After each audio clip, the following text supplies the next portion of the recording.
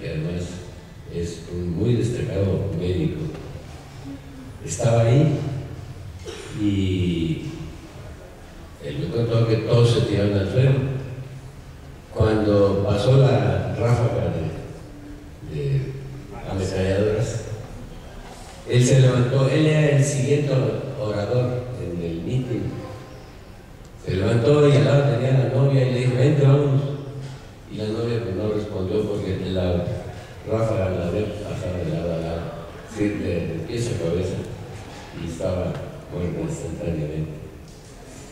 El muchacho este, médico, también, se fue arrastrando por debajo de los carros estacionados que estaban en la plaza de Tlatelolco. Y así logró pasar el cerco de camiones blindados que había hecho el ejército en torno a Tlatelolco. Y de ahí, aprovechando que su papá era un agente con prestigio médico internacional, se fue a la casa del embajador de Francia, que era amigo de la familia, y el embajador de Francia le dio refugio diplomático en la embajada de Francia. Y una semana después, en el carro del embajador, con inmunidad diplomática, llevaron al muchacho hasta las puertas en la pista del aeropuerto del avión de Air France y se fue a Francia. Allá el gobierno francés le dio asilo, estuvo viviendo 8 años en una casa de campesinos en un pequeño pueblo del sur de Francia, y un día volvió a México a tratar de rehacer su vida. Este es simplemente un episodio, como este hubo muchos, habrán visto la película esta de que fue Noche Roja.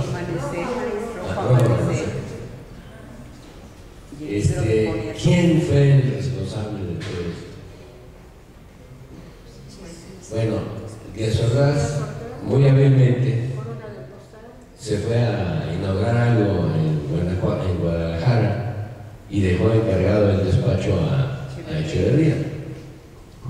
El que dio orden de atacar al ejército fue Echeverría. Pero, pues, en realidad no fue exactamente igual así.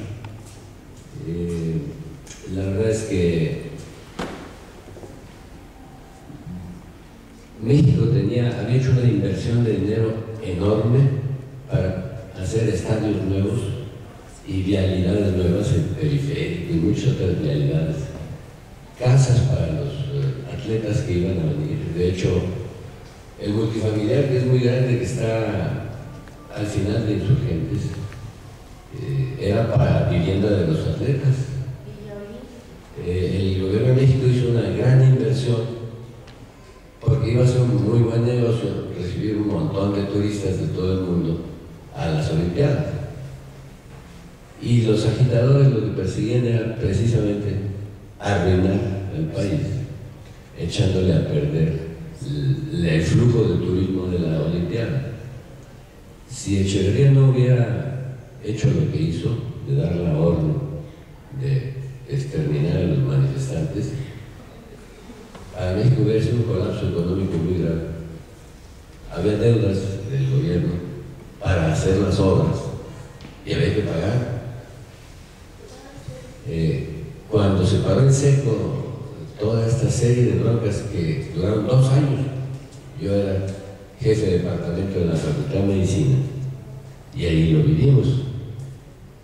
En el fondo había 6 aspirantes a ser candidato a la presidencia de la República y los 6 candidatos estaban metiendo grandes sumas de dinero a líderes estudiantiles de la universidad para que armaran broncas.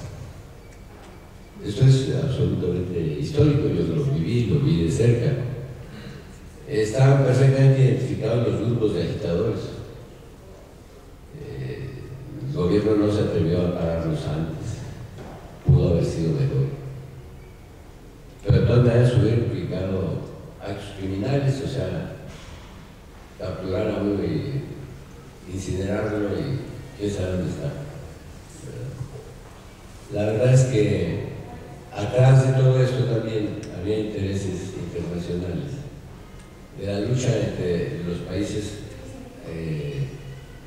comunistas para debilitar a Estados Unidos en pugna por el petróleo de África, cosa que todavía hoy es un hecho, ¿verdad?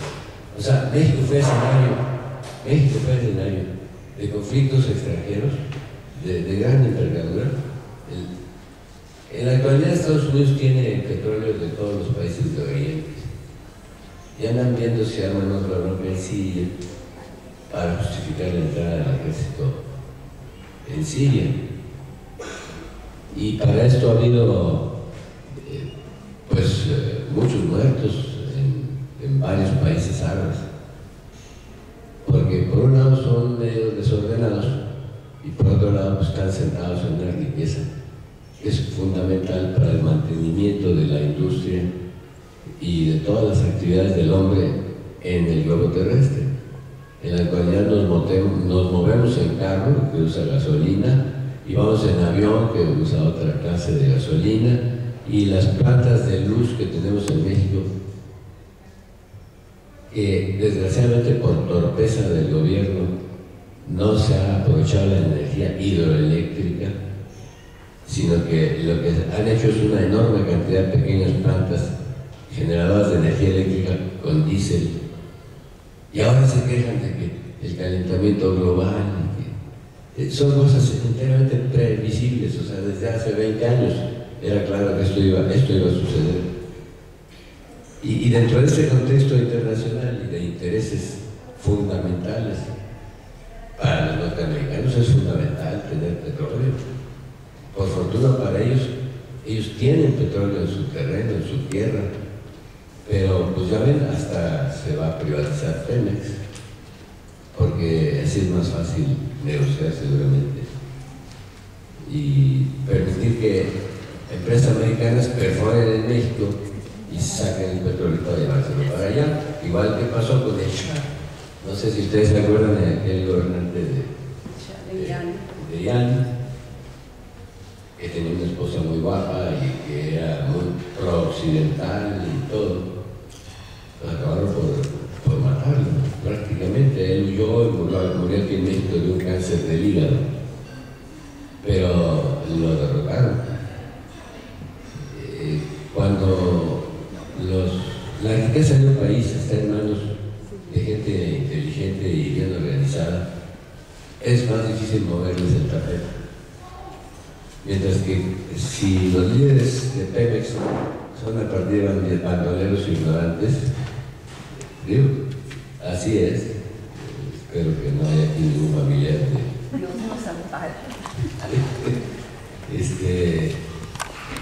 yo soy Tampico y me acuerdo muy bien de que íbamos a la playa, estaba limpia.